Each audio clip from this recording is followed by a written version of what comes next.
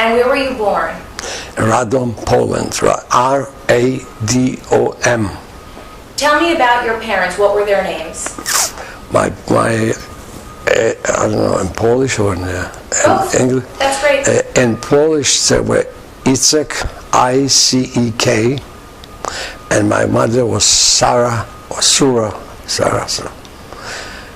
And did you have brothers and sisters? Yeah, I had 3 brothers besides me, and 2 sisters. We only 2 brothers and myself, we were saved after the war. So how old were you when you started to realize things in Europe were starting to change? That things... Oh, that was in the middle 30s, in the probably 33, 35, it started to be very bad. The Polish right group, you know, they didn't want the Jews over there, they didn't want the stores to be open. We had, the Jews had beautiful stores on the main street in Lublin and all over. And they were doing all different things, but it was not like the Germans. They were boycotting the Jewish stores. They were not too friendly with the Jews. I went myself to a school, first to Cheder. I started about 5 years old. And then when I was 7, I went to a public school. And I was very, very few Jewish, just Polish guys. And they were always fighting with us. And the teacher just looks up. The teacher didn't react, nothing. So after a year being in the public school, my father enrolled me in a private Jewish school. There was a beautiful school, all Jewish teachers, and just a small amount of students, only about maybe 15, 20 students in a room, in a class. So we were quite well done. It was a beautiful school. I learned a lot of things, all the time something new.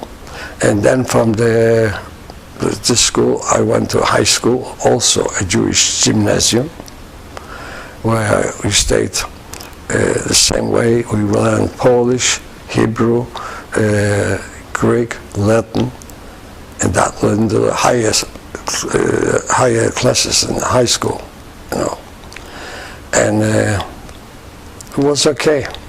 But then came September 1st, 1939, when the Germans assaulted the Polish ground. They came in at the middle of the night. They started from the border, and in a few days they were already, most of this country was occupied. Only Warsaw was still fighting.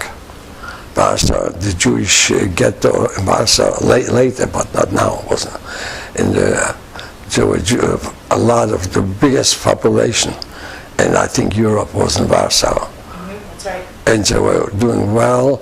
I had myself, we had an uncle, and he was a rabbi. And many more what I didn't know, because I was too young still. I was only 16 when they came in. And actually the Russians came in to us, but they stayed only a few days, and they asked people to come with them, whoever wanted to go. But you had to walk. They didn't have any place, the trucks, anything. You had to walk from one, like here, from one borough to the other one by foot. My mother and my father, they wouldn't be able to do that. But we could have gone, but we didn't want to leave our parents alone there. So we all stayed, my 3 brothers, myself, and my parents. We stayed, for a while we stayed in the same apartment where we lived, in a Polish section. But then they cleaned up all the Jewish apartments. They told them, to all the Jewish people, to move out from the apartments. And we had to move to a strictly Jewish section, Lubatowska Street, in Lublin. That was in Lublin already. And there, my father he was taken earlier than that. He was taken to the jail because they were going around, the Germans with the Gestapo, and they were rounding up the rich Jews. And one of them was my father too. So they took a whole bunch of Jewish rich people, they put them in a jail, and over there they were demanding from the Jewish Judenrat. You heard about Jewish Judenrat? Why don't you explain what that is? Beg your pardon? Why don't you explain what it is, the Judenrat? Yeah, I should explain? Yes. Yeah, that's a Jewish committee, like they were the elder, and they like in a government, its own government, and they were like, they could do anything they wanted. The Germans gave them free hand to send, because later they started asking the people from the Judenrat that they should select people which should go away for work, but they didn't say to concentration camps, they said just to send them to work in different places. And it was a tough job for them, because they didn't want to do it. Some of them committed suicide, some did it. We even had one Jewish man, unfortunately, who was working for the Germans. He was pointing out where the people have the money, who is rich and who is not. And they didn't bother so much the poor section. The Lubatovska was actually from before the war a poor Jewish section. But they were doing fine. They made a good living anyway.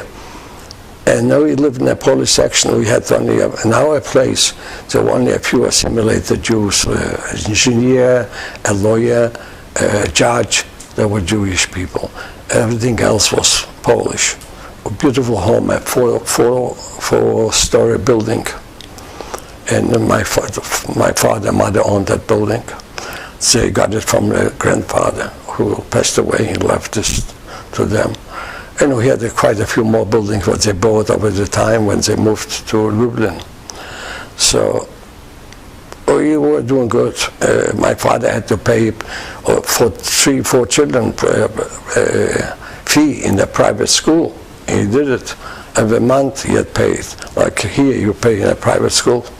He had paid and he wanted us to have education as much as possible. And we all of us got. My brother, Rubin, he was the second from the older people, from my older siblings. And he not just got high school, but he had to go to France. That's where he studied in Cannes. And he became an engineer, chemist, just a year or two before the war. And he wanted to stay in France, but they didn't let him work because he didn't have citizenship French. But when he was in college, university, he played professional baseball, they call it cricket in Europe, you know, baseball, not baseball, I forgot. Soccer? Football? Just with the foot. Yeah, soccer. That's right. That's what. And he was very good in that. But then on the end of the studies, he hurt his leg, so he couldn't do much. And he wanted to get a job in his profession, and couldn't. He had no right to work.